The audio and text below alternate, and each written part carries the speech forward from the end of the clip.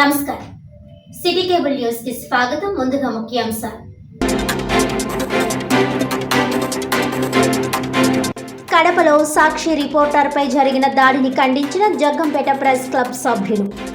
జర్నలిస్టులపై దాడులకు పాల్పడిన వారిపై కఠిన చర్యలు తీసుకోవాలంటూ ర్యాలీ నిర్వహించిన జర్నలిస్టులు.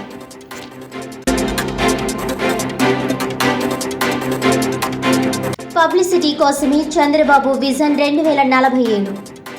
గతంలో చెప్పిన విజన్ 2020 ఎంతవరకు అమలు చేశారో బహిర్గతం చేయాలన్న మాజీ మంత్రి వైఎస్ఆర్ కాంగ్రెస్ పార్టీ కాకినాడ జిల్లా అధ్యక్షుడు కురసాల కన్నబాబు.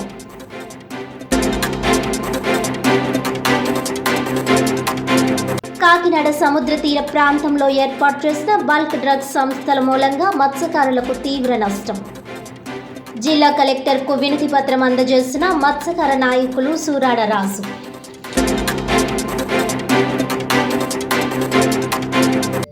ఇక డీటెయిల్స్ చూస్తే, కాకినాడ జిల్లా సముద్ర తీర ప్రాంత గ్రామాల్లో పారిశ్రామికీకరణ పేరుతో ఏర్పాటు చేసిన బల్క్ డ్రగ్స్ సంస్థల మూలంగా రోడ్డున పడ్డ సాంప్రదాయ మత్స్యకార కుటుంబాలను ఆదుకోవాలని మత్స్యకార నాయకులు సూరాడ రాజు ఆధ్వర్యంలో జిల్లా కలెక్టర్ షాన్ మోహన్ ను కలిసి వినతి పత్రం అందజేశారు.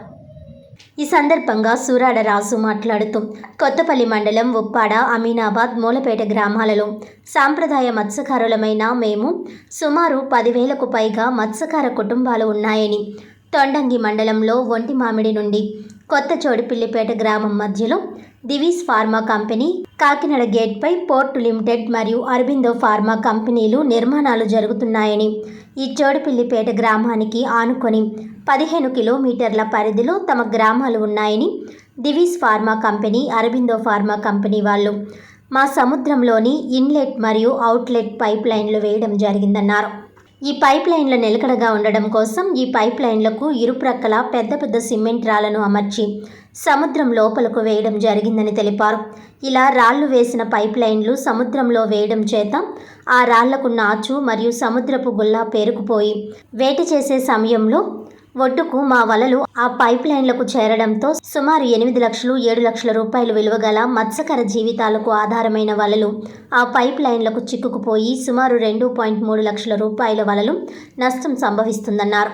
అరబిందో ఫార్మా కంపెనీ వాళ్ళు వేసిన పైప్ లైన్ల వలన వాటి నుండి సముద్రంలోకి వదిలే వ్యర్థాల వలన సముద్రం నీరు మొత్తం కలుషితమై ఆ చుట్టుప్రక్కల అటు 20 కిలోమీటర్లు ఇటు 20 కిలోమీటర్లు జీవించే మత్స్య సంపద మొత్తం చనిపోయి సముద్రంపై తేలిపోవడం జరుగుతుందన్నారు.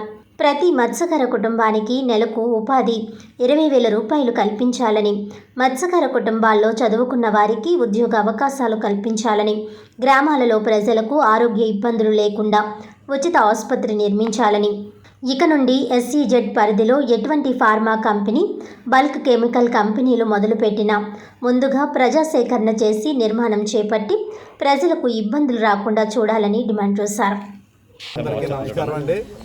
మాది పిఠాపురం నియోజకవర్గం కొత్తపల్లి మండలం మూలపేట గ్రామం అండి. నా పేరు కంబాల రాంబాబు. నేను మత్స్యకారునండి. మా ఈ తీర ప్రాంతంలో అరబిందో ఫార్మా, దివీస్ ఫార్మా వల్ల వీళ్ళు పరిశ్రమలు కట్టడం వల్ల ఈ పొల్యూషన్ అనేది మన సముద్రంలోకి వదలడానికి పైప్ లైన్లు ఇవన్నీ వేసినారండి. వీటి వల్ల వీళ్ళు ఆల్రెడీ ట్రయల్స్ అయ్యి స్టార్ట్ అయ్యండి. ఈ పొల్యూషన్ని సముద్రంలోకి రిలీజ్ చేయడం వల్ల ఇంచుమించు 25 కిలోమీటర్ల వరకు ఈ పొల్యూషన్ అనేది వెళ్ళి మత్స్య సంపద చనిపోతుందండి. ఆల్రెడీ 2-3 సంవత్సరాల నుంచి ఈ తీర ప్రాంతాల్లో మత్స్య సంపద లేక మా మత్స్యకారులు చాలా జీవన స్థితిగతులు చాలా దయనీయ పరిస్థితుల్లో ఉన్నాయండి. ఈ కొత్తగా ఈ పరిశ్రమలు వచ్చి ఈ పొల్యూషన్ వదలడం వల్ల ఇంకా మొత్తం మత్స్య సంపద అనేది సముద్రంలో లేకుండా ఈ చుట్టుపక్కల ఇంక ఈ తీర ప్రాంతంలో ప్రజలందరూ చాలా దయనీయ స్థితిలో ఇంకా పరిస్థితులు ఉన్నాయండి. వీటి వల్ల తీర ప్రాంత ప్రజలు, మత్స్యకారులు, ఇంకా ఆడ మగ అందరూ చాలా ఆందోళనలతోనే పోతున్నారండి. గత ఎలక్షన్లో పవన్ కళ్యాణ్ గారికి దీనిపై మేము రిప్రజెంటేషన్ ఇచ్చేవండి. ఇస్తే మీకు వచ్చిన తర్వాత ఆయన న్యాయం చేస్తానని మాకు హామీ ఇవ్వడం జరిగిందండి. అందువల్ల ఇప్పుడు ఈ పరిశ్రమల వల్ల మాకు చాలా ఇబ్బంది జరుగుతుంది. కావున దయచేసి మన ఈ ప్రభుత్వాన్ని పాలించేటటువంటి నాయకులు, సీఎం గారు కానీ, పవన్ కళ్యాణ్ గారు కానీ, మాకు వర్మ గారు కానీ, తర్వాత ఈ ఎంపీ గారు కానీ వీరందరూ మాకు న్యాయం చేస్తారని కోరుచున్నామండి. ఇప్పుడు ఇండస్ట్రీ అనేది ఒకవేళ అది ఏదో మరి తీయడానికి అవ్వదు, ఇంకా ఆల్రెడీ అది ఎస్టాబ్లిష్ అయిపోయింది కదా అనే కోణంలో మాట్లాడుతున్నారండి. అలా జరిగినప్పుడు మా మత్స్యకారులకి ఏదో ప్యాకేజీగా మా జీవన భృతి కల్పించాలని కోరుకుంటున్నామండి, నెలసరి జీవన భృతి. అలాగే మా పిల్లలకి ఇక్కడికి లోకల్గా స్థానికంగా ఉన్నాం కాబట్టి మా మత్స్యకార పిల్లలందరికీ ప్రాధాన్యతగా మొట్టమొదటి వరుసలో మా కుటుంబానికి ఒక ఉద్యోగం ఇవ్వాలని మేము ముఖ్యంగా డిమాండ్ చేస్తున్నామండి. అలాగే మా పిల్లలకి ఈ వైద్య సదుపాయాలు కల్పించాలని, మెరుగైన విద్యా సౌకర్యాలు కల్పించాలని మత్స్యకారుల తరపున అమినిబాద, మూలపేట, ఉప్పాడ గ్రామాలు, కోన్పాపేట గ్రామాల తరపున మా మత్స్యకారుల తరపున తీవ్రంగా డిమాండ్ చేస్తున్నామండి. దయచేసి ఈ మా ఏలిన అధికారులు కంపెనీ వారితో మాట్లాడి మమ్మల్ని, మా జీవితాల్ని బాగు చేస్తారని మీ ద్వారా కోరుకుంటున్నామండి.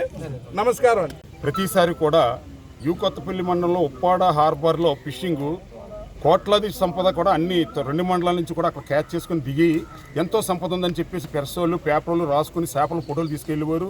అలాంటిది ఈ 3 సంవత్సరాల నుంచి ఫిషింగ్కి వెళ్తే ఆయిల్ అప్పు అయిపోతున్న ఉద్దేశంతో ఫిషింగ్కి వెళ్ళినా ఆయిల్ అప్పు అయిపోతున్నాం, చేపలు పడట్లేదు, చాలా ఇబ్బంది పడుతున్నాం. అంటే ఈ డ్రగ్స్ వలన వచ్చే వేస్ట్ కెమికల్ వాటర్ అంతా కూడా నైట్ టైంలో వదిలేస్తున్నారు కనుకే చేప సంపద అంతా ఇక్కడ లేకుండా పోయింది. చేపలు కూడా చనిపోయి పైకి తేలుతున్నాయి.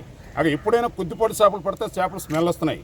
ఇదిగిపోతే దానికి సంబంధించి వాటర్ 2 కిలోమీటర్ సముద్రంలోకి పెద్ద రాళ్ళతో వాల్స్ కట్టకుండా పోయి పైప్ దానికి పెట్టేశారంటే 24 అవర్స్ ఎవరు చెక్కింగ్లో ఉంటారు, ఏ వాటర్ ఎప్పుడు పంపుతుంటారు, మీరు దాంట్లో వేస్ట్ వాటర్ పంపట్లేదని అంటున్నారు. ఇది ఒకటి మాకుందండి. ఒక ఉదాహరణ ఒకటి చెప్తానండి. మాకు చేపలు పులిపిల్లి తొట్లు అంటారు సార్, వేస్ట్ అయిపోయిన చేపలు అంటే తొట్టులో వేస్తామండి. దాన్ని ఏంటంటే అది ఏం చేస్తారు, పబ్లిక్ పగలేస్తే వాసన వచ్చి ఆ పక్కిళ్ళు వాళ్ళు తిడతారని నైట్ కానీ ఏమైనా వర్షాలు వచ్చినప్పుడు కానీ ఆ వాటర్ను సముద్రంలోకి తీసుకెళ్ళేస్తూ ఉంటారండి. ఏంటి, కొద్దిపాటి చిన్న స్మెల్నే. అలాంటిది వీళ్ళు ఏ టైంలో చేస్తారో ఇలా చేస్తారో అన్నది చేయబట్టే కదా అది మా జీవితాలన్నీ నాశనం అయిపోతున్నాయి సార్. అక్కడ ఏంటంటే చేపలు పడట్లేదు. 2 కిలోమీటర్ల వాళ్ళకి వలలు అంటుకుని ఒడిసుకి ఏంటంటే ఒడుసు 50 కిలోమీటర్లు 60 కిలోమీటర్లు నడుస్తూ ఉంటుందండి. ఒకసారి ఇలా ఒడిసి నడుస్తుంది, ఒకసారి ఇలా నడుస్తూ ఉంటుంది ఒడిసి. ఆ ఒడిసికెళ్ళి ఏంటంటే ఆ గొట్టుకెళ్ళి వలలు అంటుకుపోతే ఆ వలలు రావట్లేదండి. ఇంచుమించుగా 4-5 లక్షలు ఆ పైప్ లైన్కి 5-6 లక్షల లాసు వాటిల్తుందండి. దాని గురించి అడిగితే ఇది కేంద్రం ప్రభుత్వం సంప్రదించినటువంటి కంపెనీలు కేంద్రం సంప్రదించమంటున్నారు. ఇదే విషయాన్ని 15 నెలలుగా కలెక్టర్ గారికి, పైన అధికారులకి, పొలిటికల్ లీడర్లకి రోడ్డు మీద ఎక్కి కూడా నిరసనలు చేసిన ఏ విషయమైన పరిష్కారం ఇంకా దొరకలేదు. ఇప్పుడు తర్వాత ఎలక్షన్లు వచ్చిన తర్వాత పవన్ కళ్యాణ్ గారు మా నియోజకవర్గానికి అదృష్టంగా వచ్చారు కనుక ఆయనతో మా బాధ అంతా వినిపించుకున్నాం. ఏమని, ఇలా అలా జరుగుతుందండి, ఇది విషయం, మీతో ఏవైతే చెప్పినో అదంతా వినిపించుకుంటే మీకు న్యాయం చేసే విధంగా నేను చేస్తానని మాట ఇచ్చున్నారు. కనుక ఇప్పుడు 6 నెలలు అవుతుంది. 6 నెలల నుంచి కూడా మాకు ఫిషింగ్ ఏది లేదండి. సార్ దృష్టికి వెళ్ళాలని మీ పత్రిక ద్వారా సార్ దృష్టికి వెళ్ళి మాకు అక్కడ ఉన్న హోల్స్ తీసేస్తే మేము హాయిగా బతకలతో అవసరం లేకుండా అప్పుడు తెలిసిపోద్ది. 2 కిలోమీటర్లు కాకుండా ఆ 2 గొట్టులు తీసేసినట్లయితే మేము వాళ్ళు అందులో వాటర్ వెళ్ళట్లేదని మేము నమ్మగలుగుతాం. 2 కిలోమీటర్లు పంపేసి ఏ టైంలో వదులుతారన్నది మాకు తెలియని విషయం. అది రాయి తీసేస్తే మేము సొంగపదాం లేని ఎడల మా మత్స్యకారులకు ఏదైతే నష్టం వల్లుతుందో ఏదో విధంగా జీవనోపాధి కల్పించే విధంగా, భరోసా ఇచ్చే విధంగా కంపెనీలు, సారో ఆ పవన్ కళ్యాణ్ గారు, అలాగే ఆ నియోజకవర్గంలో పనిచేసినట్టు టంగులు ఉదయ శ్రీనివాస్ ఎంపీ గారు, అలాగే అధికార ప్రతినిధి అయినటువంటి ఎస్ఎస్ఎన్ వర్మ గారు, వీళ్ళు 3 దృష్టికి పెడుతున్నాము. ఇప్పుడు ఎవరో మన కలెక్టర్ గారు కూడా విజ్ఞప్తి చేస్తాం. ఇది కానీ చేయకపోతే ఇక ముందుకి బ్రతికే దిక్కు లేకపోతే పబ్లిక్ మాత్రం రోడ్డు మీదకి వచ్చేసే విధంగా ఉన్నారు. ఇప్పటికే మేము కమిటీలు అన్నీ వేసి మా యొక్క కమిటీలు మా పెద్దరికాన్ని గౌరవించి ఏవి నిరసనలు చేయకుండా నిరసనలు తగ్గమనగానే తగ్గి రిప్రజెంటేషన్ వరకు మేము పరిమితం అయిపోయాం. ఈ రిప్రజెంటేషన్లో పరిమితం అవ్వకుండా పైన వాళ్ళు చెప్పాను కదా, ఇప్పుడు అధికారులు ఏమిటి, మన పవన్ కళ్యాణ్ గారు అవ్వచ్చు, ఉదయ శ్రీనివాసరావు గారు అవ్వచ్చు, ఎస్ఎస్ఎన్ వర్మ గారు అవ్వచ్చు, దీని పట్ల సీఎం దృష్టికి తీసుకెళ్లి, కేంద్రం దృష్టికి తీసుకెళ్లి మా మత్స్యకారులను నాశనం చేయవలసిందిగా కోరుచున్నానండి. కేంద్ర సామాజిక న్యాయం మరియు సాధికార మంత్రిత్వ శాఖ సహకారంతో రేడియో అలా 90.8 FM, వికలాంగుల వయోవృద్ధుల సంక్షేమ శాఖ సంయుక్త ఆధ్వర్యంలో అటల్ వయో అభ్యుదయ యోజన పథకంపై శనివారం కాకినాడలో అవగాహన కార్యక్రమం నిర్వహించారు. కాకినాడ రిజర్వ్ పోలీస్ లైన్లోని పోలీస్ రిటైర్డ్ ఆఫీసర్స్ అసోసియేషన్ హాల్లో అసోసియేషన్ జిల్లా అధ్యక్షుడు రిటైర్డ్ అడిషనల్ ఎస్పీ ఆవుల సుబ్బారావు అధ్యక్షతన జరిగిన ఈ అవగాహన కార్యక్రమంలో రేడియో అలా స్టేషన్ డైరెక్టర్ సత్య మాట్లాడుతూ భారతదేశంలో వయోవృద్ధులకు సాధికారత కల్పించేందుకు ఉద్దేశించిన సమగ్ర కార్యక్రమం క్రింద వృద్ధులు సమాజానికి చేసిన అమూల్యమైన సహకారాన్ని గుర్తు చేస్తూ వారి శ్రేయస్సుకు అటల్ వయో అభ్యుదయ యోజన పథకం క్రింద అనేక సంక్షేమ కార్యక్రమాలను కేంద్ర ప్రభుత్వం చేపట్టడం జరిగిందని వివరించారు. అభ్యుదయ యోజన పథకం పట్ల అవగాహన కలిగించడానికి కేంద్ర రాష్ట్ర ప్రభుత్వ యంత్రాంగాలతో కలిసి పనిచేయడానికి రేడియో అలా 90.8 FMను మినిస్ట్రీ ఆఫ్ సోషల్ జస్టిస్ విభాగం ఎంపిక చేయడం జరిగిందని తెలిపారు. అనంతరం Malireddy charitable trust chairman MVR Phanindra, వికలాంగుల వయోవృద్ధుల సంక్షేమ శాఖ జిల్లా కార్యాలయ పరిపాలనాధికారి ఉండ్రాచలపు రాజు పథకం యొక్క ఆవశ్యకతను వివరించారు. డాక్టర్ యు సుధీర్ క్రమశిక్షణతో కూడిన జీవన విధానం, ఆరోగ్యంపై పలు సూచనలు చేశారు. ఈ కార్యక్రమంలో అసోసియేషన్ ప్రధాన కార్యదర్శి వి నారాయణరావు, సహాయ కార్యదర్శి వి పాపారావు, కోశాధికారి ఎం రామ్ గోపాల్, సామాజిక కార్యకర్త అల్లూరి సురేంద్ర తదితరులు పాల్గొన్నారు. కష్టపడ్డారు కాబట్టి ఈ స్థాయికి వచ్చారు. చక్కగా పెన్షన్ తీసుకునే అవకాశం వచ్చిందని ఎంత కష్టపడుతున్నారో మాకు అందరికీ తెలుసు. సో ఇవి లేని వాళ్ళు చాలా మంది ఉన్నారు. మీరేం చేయాల్సింది ఏంటంటే మీరు మాకు చాలా ఎక్కువ మందిని మీరు రీచ్ అవ్వగలుగుతారు, మాకంటే ఎక్కువ. ఎందుకంటే మీకు చాలా పెద్ద సర్టిఫికెట్. నేను అనేది ఏంటంటే మేమైతే ఆరోగ్యం, ఆశ్రయం లేదా ఆహారం ఈ మూడింటి కోసం ఇబ్బంది పడే చాలా మంది ఉన్నారు. వాళ్ళకి సంబంధించి గవర్నమెంట్ కొన్ని స్కీమ్స్ పెట్టారు. జస్ట్ వాటిని ఏమక్కర్లే, అందరి చేతిలో ఫోన్లు ఉన్నాయి కదా, జస్ట్ అమ్మ ఈ ఫోన్లో ఇది చూసుకోండి అని చిన్న మెసేజ్ పాస్ చేస్తారు. ఒప్పుకున్న వాళ్ళు చూస్తారు, లేదంటే చదువుకున్న పిల్లలు ఎవరైనా అడుగుతారు. ఇది నేను చెప్పాలనుకుంటున్నాను. ఇక పూర్వకాలం పెద్దవాళ్ళకి ఇప్పుడు పెద్దవాళ్ళకి చాలా డిఫరెన్స్ ఉంది, అది మీకు తెలుసు కదా. దానికి పెట్టుకున్న పేరేంటి? టెక్నాలజీ. అంతే కదా, మనకంటూ ఒక ఇల్లు, ఏసీ, కారు, అది హ్యాపీ, అదే సంతోషం, మనందరికీ అదే సుఖం అనుకుంటుంది. కానీ ఒకప్పుడు కంటే ఇప్పుడు మనం సుఖంగా ఉన్నామా, సంతోషంగా ఉన్నామా? ఇప్పుడే బాగున్నాం. ఎందుకంటే ఇన్ని ఫెసిలిటీస్ అప్పుడు లేవు, అవి అంతేనండి.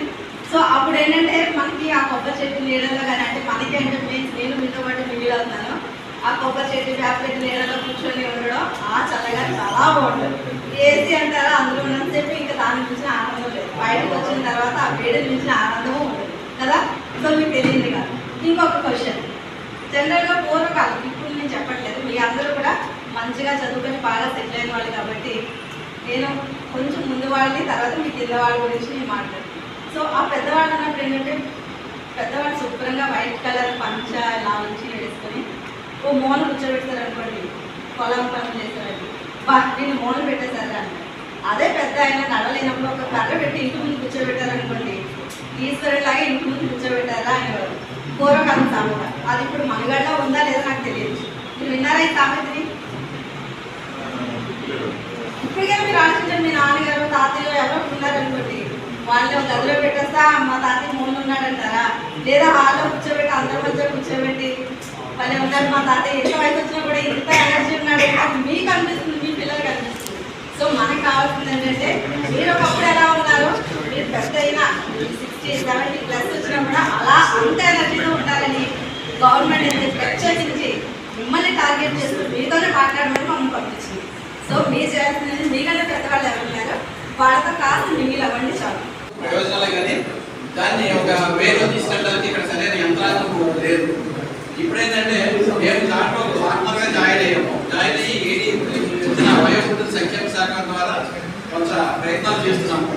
ఎల్లర్ లైన్ ఒకటి ఉంది 14567 అని.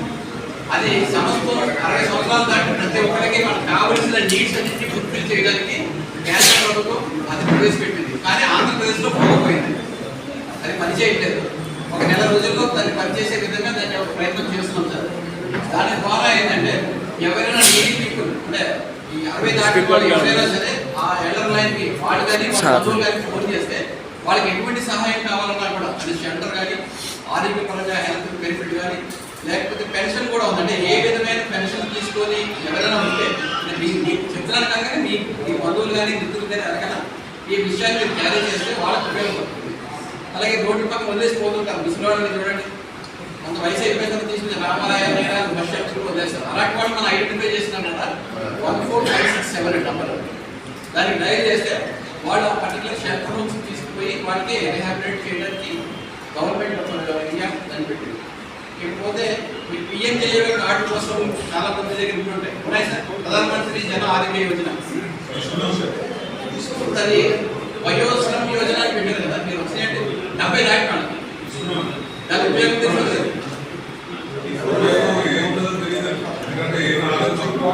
రాకూడదండి, దాని ఉపయోగం ఉండకూడదని మనం కోరుకోవాలి తప్పించి దాని ఉంది కదా అని మనం అనుకోకూడదు. కానీ దాని బెనిఫిట్స్ అంటే చాలా అమోఘమైన బెనిఫిట్. ఎలాగంటే వాళ్ళకి ఈ కార్డు వస్తుంది సార్, 70 దాటిన క్రాస్ అయిన వాళ్ళందరికీ కూడా మనం ఇది ఎన్రోల్ అవ్వాలి సార్, ఆటోమేటిక్గా రాదు.